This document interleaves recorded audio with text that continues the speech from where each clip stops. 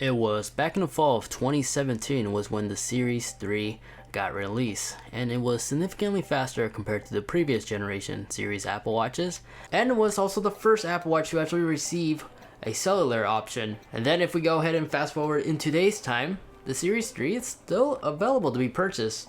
And during Apple's previous keynote event, they cut the price in half from what a new Apple Watch will cost you. Because of that, the Series 3 now costs $199, and it's $299 for the cellular version. This automatically makes the Series 3 the most affordable Apple Watch of all time. And even though the Series 3 once again was released since 2017, if you compare the Series 3 against all the newest smartwatches available in today's market, not including the Series 4 and Series 5, but in fitness tracking, I would still consider the Series 3 the ultimate fitness tracker, blowing big competitors like Fitbit in the dust, as the Series 3 is more than capable of tracking those fitness related stuff, but it's able to do so much more. So it's definitely an overachiever when it comes to fitness activities, and with that new starting price point, the Series 3 is definitely a better value. So let's go ahead and review the Series 3 and quickly go over all the cool features and things you need to know about this Apple Watch.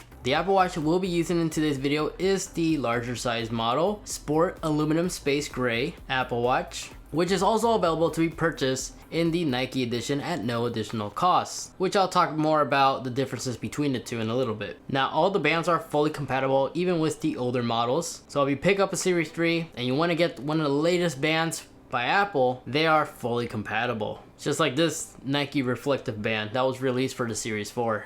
Now, this Apple Watch does have an older body design, which means when you're comparing it against the Series 4 and the Series 5, the display is slightly smaller, the bezels are slightly larger, and once you're wearing it on your wrists, the Apple Watch sits slightly taller. But from a distance, I mean, you really can't tell the two apart, as both of these Apple Watches look like your typical modern device, which it technically is. And in case you think this model is larger on your wrist, like I said, a 38mm size option is also available. So currently, only the aluminum body option is available, and there's only two color options to really choose from. You got silver and space gray. The Nike edition, as I mentioned, is still currently available, but it's only available in the space gray color option. And if you're planning on picking up the space gray color, I would highly advise and recommend to pick up the Nike edition at no additional cost. Because going with the Nike edition, you not only get a unique exclusive band right out of the box, compared to the standard sport band you get if you went with the standard edition, but in its software you also get exclusive watch faces to choose from.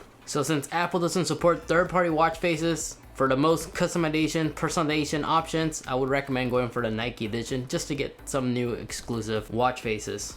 And then a cellular option is also available as well, which you could easily identify a non-cellular version with the cellular version if you see a little red dot on the crown. But that's basically it when it comes to options. Resolution wise, the smaller model for instance has a resolution of 272 by 340, and the larger model, the 42, has a resolution of 312 by 390. Both of these screens are indeed an OLED display, which means although these have larger bezels with the OLED display, since the pixels are actually black, it looks like the Apple Watch alone has almost a bezel-less design. And reading text messages, notification, images, the display still looks really good. And just like the latest Series 5, the screen can get up to 1000 nits, which is perfect because in direct sunlight, this display is still very visible. However, since the Series 3 does have a square display than a round one, it does have some limitations. Because if you recall, some of those cool new watch faces that got added on WatchOS 6 are not supported on the Series 3 because of that. But the majority of those new watch faces, they're mostly just there to show off the curved round display on the Series 4 and the 5. So they're just there for technically aesthetics. The modular watch face that's found on the Series 5 is probably still one of the most practical watch faces to have, since it's actually one of the few that could actually hold up to 5 complications in total. And the Series 3 is totally compatible on iOS 13, so like your reminder applications on your iPhone have no issues, and everything would just work perfectly fine. Raise the speed to activate Siri works fantastically. It's really helpful, especially when you're starting an indoor workout or even an outdoor workout. So the Series 3 wasn't really entirely left out during the new WatchOS 6 firmware. You still got applications like the new cycles, voice memos, calculator, And of course that new activity trends. Just however, something I want to quickly note about the Series 3,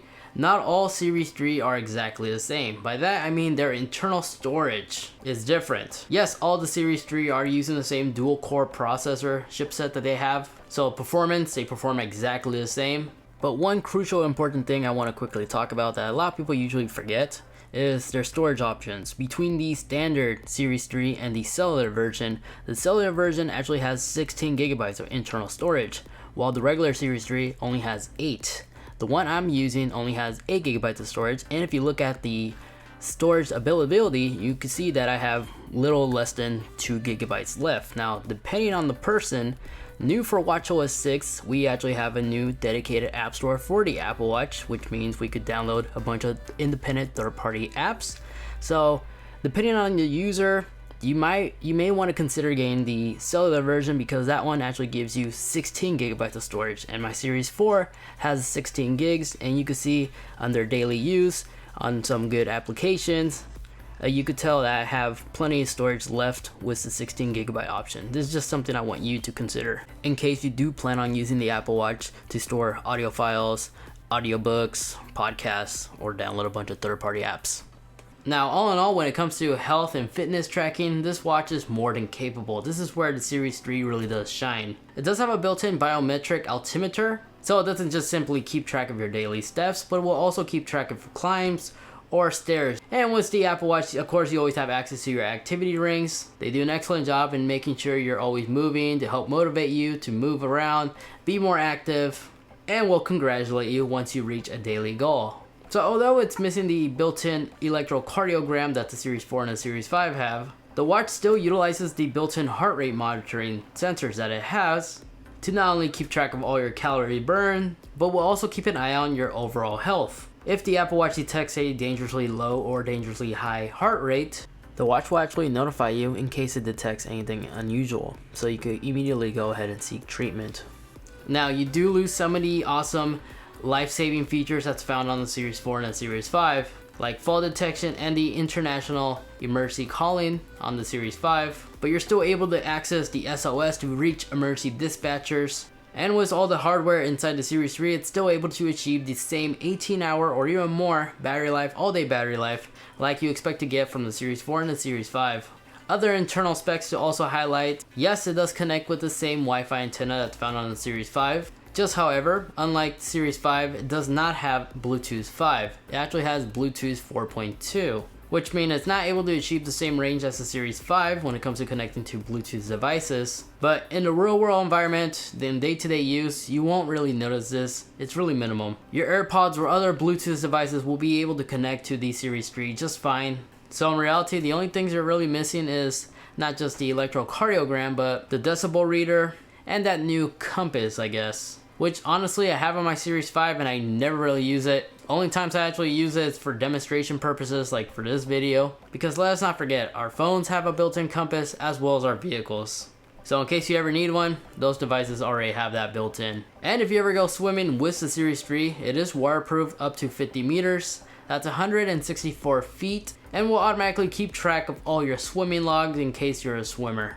So really, the primary hardware that you're really missing is the compass, which you don't really use. I don't use. I'm pretty sure you won't either. Noise decibel, which is cool, but not really necessary. ECG, fall detection, and of course, that new always on display, which to be quite honest, is cool and all, but the gesture control is accurate 9 out of 10 times. I see no issues here whatsoever. And plus, you're not going to face that battery life issue that some users have been reporting with the Series 5, since the screen is automatically going to be turned off. Only when you look at it, you're guaranteed a consistent battery life. So all in all, for $199, that's an amazing price for anybody that's wanting to get an Apple Watch. And if all you're really looking for is just a fitness tracker to help motivate you to get into fitness, this watch can do it all. It can make phone calls, receive phone calls, reply to messages, send push notifications from your phone to your wrist. All of that's accessible right off this little mini computer. And I know for a fact this will make an excellent tech gift to give out during the holidays. But if you're debating between the Series 3 or the Series 5, I would really recommend checking out this video first, as I go more full in depth comparing the two. I talk about all the important features, specifications to really consider when choosing between the two. And I can assure you, your answers will be answered in that video. And then this video over here, that is a video that YouTube is recommending specifically for you. They think you're gonna like it. If you wanna check it out, go ahead and watch it. And then let me know in the comments if YouTube was right. But now I'm gonna get going. I really appreciate you guys for watching, and I wish you a wonderful day, and I'll catch you all in the next one. See ya.